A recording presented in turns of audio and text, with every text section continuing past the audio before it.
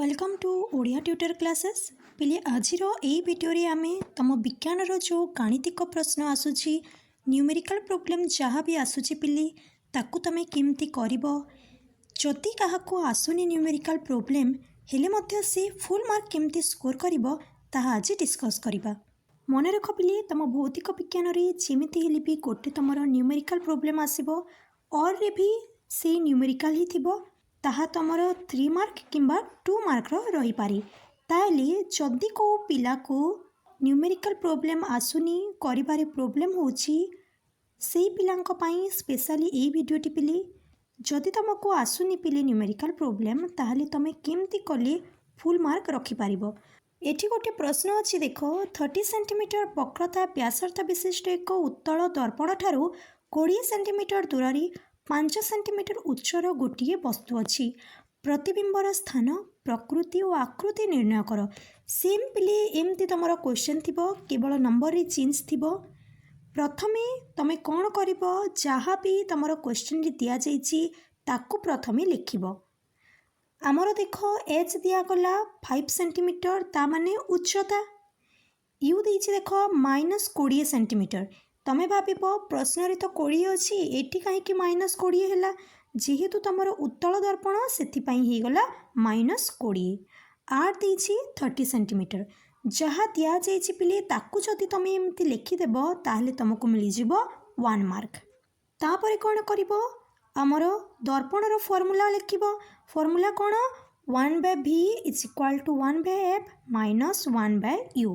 Formula लिखिले तुमको मिल जाव 1 मार्क।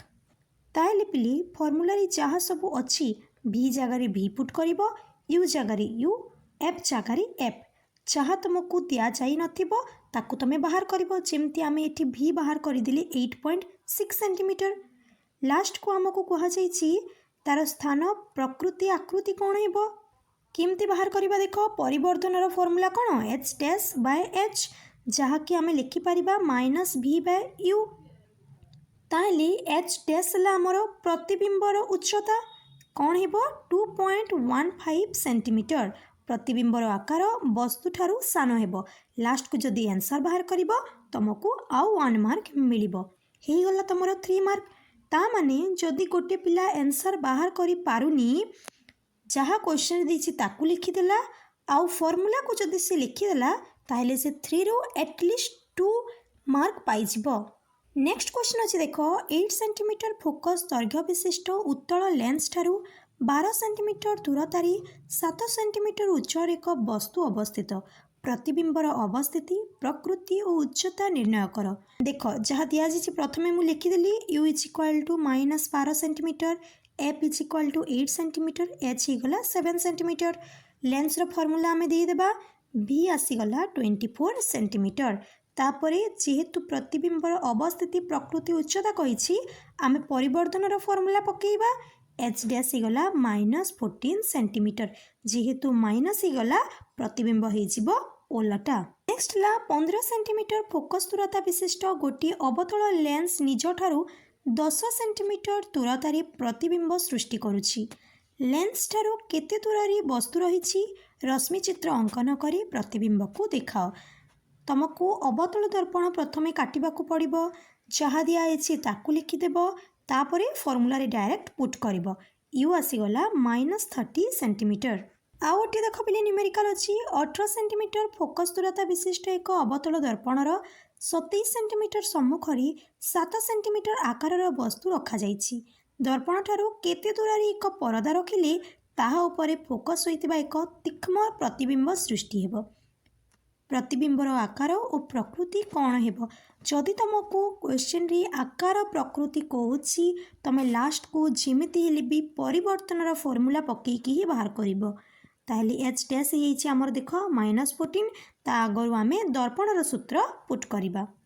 नेक्स्ट है गोटे विद्युत बल्ब रे 200 वोल्ट एवं 100 वाट लिखा जाइछि यार प्रतिरोध केते एभली 5टी बल्ब 4 घंटा जलिले केते विद्युत शक्ति खर्च हेबो यूनिट प्रति 50 पैसा हिसाब से केते खर्च हेबो। जहाँ दि जाइए प्रथमे लिखिदेव v दिगला ताने विभवांतर है 200 वोल्ट पावर हो गला 100 वाट नंबर ऑफ बल्ब केते हला 5 ता माने आमको जदि प्रतिरोध बाहर करबा को कहा जाईछि R इज इक्वल टू आमे जानि छी v square by p 200 square by 100 तमे जदि सिंप्लीफाई करबो आसी जिवो तमरो 400 प्रतिरोधर एकक हेला ओम ता माने 400 ओम गोटे बल्ब द्वारा 4 घंटे रे व्यवहृत शक्ति कोन हेबो 100 वाट इंटू 4 आवर ता माने ही गला 400 वाट आवर 5टी बल्ब रो कोन हिजिबो 2 यूनिट लास्ट को गोटे यूनिट विद्युत शक्ति पाई खर्च होची 50 पैसा ता माने 2 यूनिट पाई हेबो गोटे टंका पिले मु जहाँ भी क्वेश्चन देछि ना तमे ए क्वेश्चन सब जदि प्रैक्टिस करके जीवो देखिबो सेम एमती क्वेश्चन ही तमे एग्जाम रे पाई जीवो ए सब फार्मूला रो यूज हेतिबो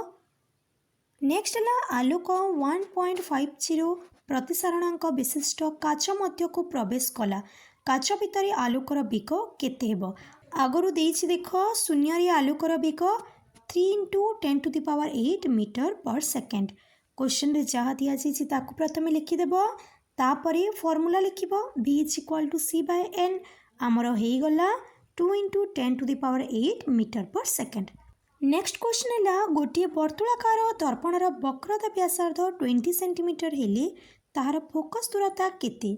आमे फोकस दूरता एवं वक्रता व्यासार्ध भितर संपर्क जानिछि 2f = r ताहले f = 20/2 ता माने 10 सेंटीमीटर लास्ट क्वेश्चन 1 घंटा चलुवा गोटे 250 वाट टीवी सेट और 10 मिनिट चलुवा गोटे 1200 वाट टोस्टर मध्यरु केउटी बेसी शक्ति व्यवहार करी 1 घंटे 250 वाट टीवी सेट द्वारा व्यवहृत शक्ति कौन हेबो W = P × T ता माने 250 वाट आवर 10 मिनिट बा 1/6 घंटा 1200 वाट टोस्टर द्वारा व्यवहृत शक्ति कौन हेबो W = P × T ता माने ही गला 200 वाट आवर आमे कौन जानिले 250 टीवी सेट 1 घंटा चलिले बेसी शक्ति व्यवहार करिवो ए क्वेश्चन सब तुम प्रैक्टिस करके जाओ देखिबो सेम एमतिया क्वेश्चन तुम एग्जाम रे पाइजिवो वीडियोटी को लाइक कर दियो एवं तुम सब सांग मानक सह शेयर कर दियो।